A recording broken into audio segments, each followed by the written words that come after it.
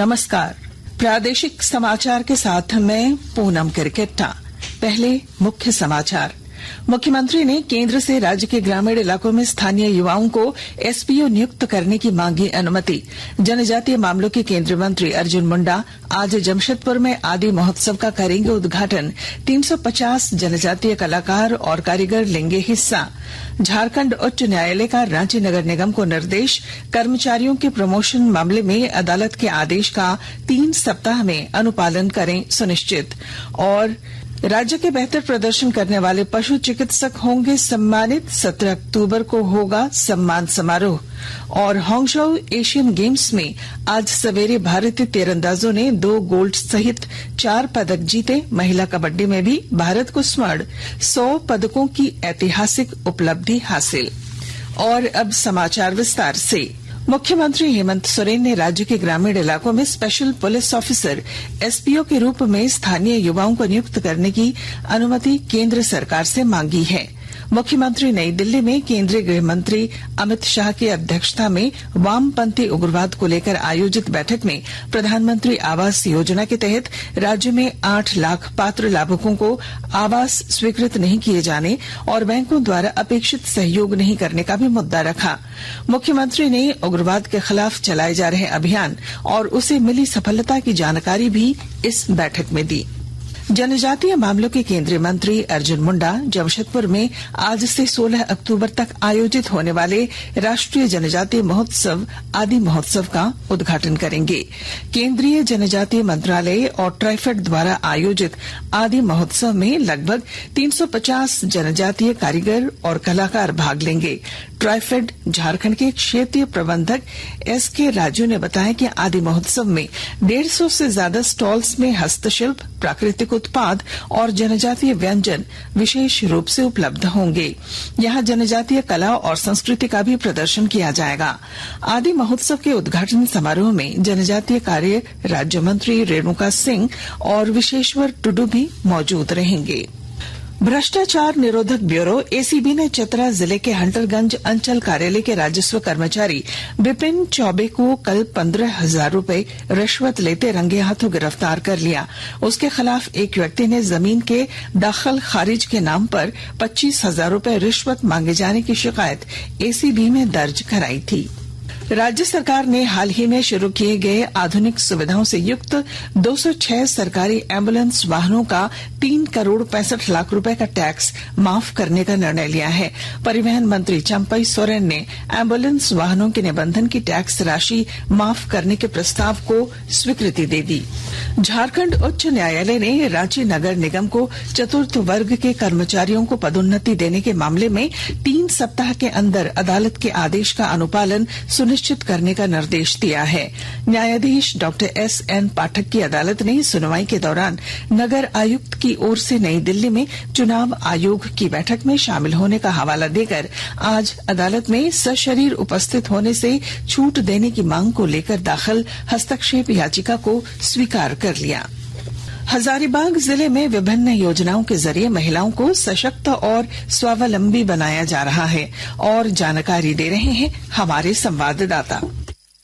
महिलाओं को सशक्त और आत्मनिर्भर बनाने के लिए इन दिनों हजारीबाग जिले में कई कार्यक्रम चलाए जा रहे हैं, जिसके तहत महिलाएं आर्थिक रूप से सशक्त भी हो रही हैं। नाबार्ड के सहयोग से स्वदेश संस्था का एसएचजी महिलाओं को एलईडीपी के तहत काष्ठ शिल्प का 15 दिवसीय प्रशिक्षण कार्यक्रम सिंदूर पंचायत के करकरी ग्राम में प्रारंभ किया गया। उद्घाटन मुख्य अतिथि डीडीएम प्रेम प्रकाश सिंह और एलडीएम राकेश आजाद ने किया। एलडीएम ने कहा कि महिलाएं प्रशिक्षण पाकर कौशल क्षमता का निर्माण कर सकती हैं और दूसरे को भी हुनर सिखा सकती हैं। उन्होंने ग्रुप से प्रशिक्षण प्राप्त कर स्वरोजगार करने का सुझाव दिया। गौरव प्रकाश, आकाशवाणी समाचार, हजारीबाग। आकाशवाणी के ताजा तरीन समाचारों के लिए आप हमारी वेबसाइट newsonair.com पर लॉग ऑन कर सकते हैं।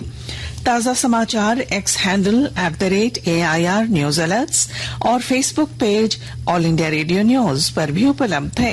आप प्रादेशिक समाचार एकांश के एक्स हैंडल @AIR न्यूज _ और फेसबुक, इंस्टाग्राम पेज तथा YouTube channel AIR news Ranchi पर भी हमारे बुलेटिन सुन सकते हैं। प्रादेशिक समाचार आप आकाशवाणी रांची से सुन रहे हैं। राज्य के बेहतर प्रदर्शन करने वाले पशु चिकित्सक सम्मानित किए जाएंगे। इस सिलसिले में कृषि, पशुपालन और सहकारिता विभाग की ओर से 17 अक्टूबर को सम्मान समारोह का आयोजन किया जाएगा। पशुपालन निदेशक आदित्य रंजन ने बताया कि कृषि मंत्री बादल के निर्देश पर राज्य के लगभग 450 पशु अस्पतालों का मूल्यांकन हो रहा है। मूल्यांकन में जिन पशु अस्पतालों का बेहतर प्रदर्शन होगा वहां के पशु चिकित्सक सम्मानित होंगे। सरायकेला खरसावां जिले के उपायुक्त रवि शंकर शुक्ल की अध्यक्षता में समर अभियान को लेकर उन्मुखी कार्यशाला का आयोजन किया गया। इस मौके पर उपायुक्त ने कहा कि 1000 दिवसीय इस अभियान के तहत आंगनबाड़ी केंद्रों में सभी कुपोषित बच्चे, धात्री मां और गर्भवती महिला की जांच के बाद इलाज कराया जाएगा। रामगढ़ जिले के उपायुक्त चंदन कुमार ने प्रधानमंत्री रोजगार सृजन योजना और प्रधानमंत्री सूक्ष्म खाद्य उद्योग उन्नयन योजना की समीक्षा की। उन्होंने इन दोनों योजनाओं के सभी लंबित आवेदनों का निपटारा 1 सप्ताह में करने का निर्देश अधिकारियों को दिया। उन्होंने उद्योग प्रबंधक को कहा कि इन योजनाओं से जुड़े कार्य के प्रति उदासीन बैंक प्रबंधकों के खिलाफ कार्रवाई करने की दिशा में पहल करें। और अब कुछ संक्षिप्त खबरें। राजधानी रांची के वन भवन में आयोजित समारोह में वन्य प्राणी सप्ताह 2023 के दौरान आयोजित विभिन्न प्रतियोगिताओं के विजेताओं को पुरस्कृत किया गया। हजारीबाग जिले में जिला विधिक सेवा प्राधिकार द्वारा संप्रेषण गृह के किशोरों को 30 दिवसीय कौशल विकास का प्रशिक्षण मिलेगा। गोड्डा शहर और महगामा तथा अंतर राज्य चकनाकाओं पर पहले चरण में 200 सीसीटीवी कैमरे लगाए जाएंगे।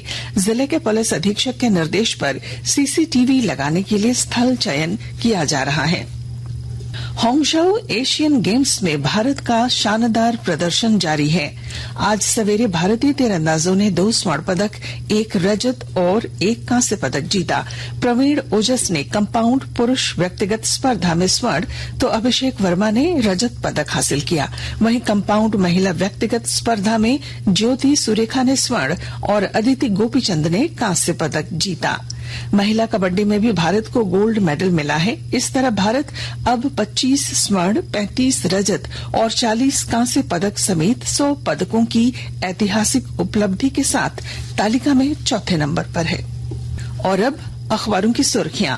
राज्य से प्रकाशित लगभग सभी प्रमुख अखबारों ने केंद्रीय गृह मंत्री अमित शाह की अध्यक्षता में वामपंथ उग्रवाद पर राज्यों के मुख्यमंत्रियों के साथ हुई बैठक की खबर को प्रमुखता से प्रकाशित किया है। प्रभात खबर ने लिखा है 5वीं तक के शिक्षकों को मध्य विद्यालय में प्रोन्नति के लिए पास करना होगा जेटेट। हिंदुस्तान ने रिम्स रांची में गंभीर मरीजों को 6 घंटे इंतजार के बाद खून मिलने से जुड़ी खबर को पहले पन्ने पर दी है।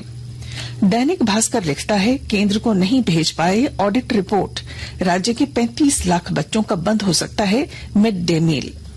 दैनिक जागरण की सुर्खी है सीएजी के पास विधानसभा के अफसरों की शैक्षणिक योग्यता का रिकॉर्ड नहीं।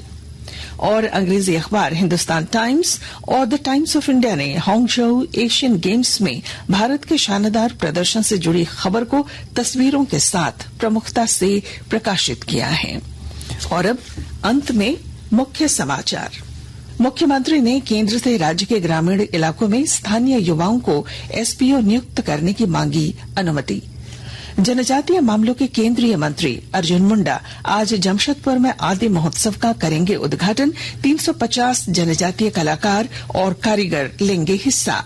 झारखंड उच्च न्यायालय का रांची नगर निगम को निर्देश, कर्मचारियों के प्रमोशन मामले में अदालत के आदेश का 3 सप्ताह में अनुपालन सुनिश्चित करें।